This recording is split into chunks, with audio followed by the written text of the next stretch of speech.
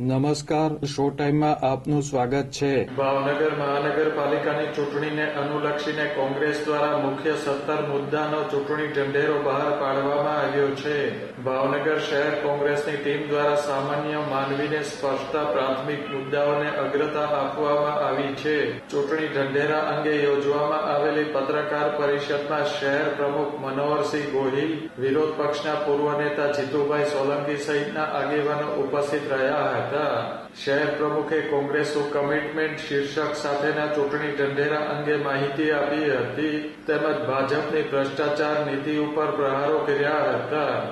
Main વાત એ છે કે આપણા ભાવનગરને ભાંગી નાખ્યું છે. મહાનગરપાલિકામાં આજે શાસકોની અનાવરત છે એટલે અધિકારીઓ અત્યારે શાંત બની ગયા છે. મહાનગરપાલિકામાં ભ્રષ્ટાચારે માજા મૂકી છે. નાના કોઈ માણસોના કામ થતા નથી. 30 વર્ષ કરતા વધુ શાસન આ ભારતીય જનતા પાર્ટીએ શાસન ભોગવ્યું છતાં આજની પરિસ્થિતિએ ભાવનગરને ગામડું બનાવી દીધું.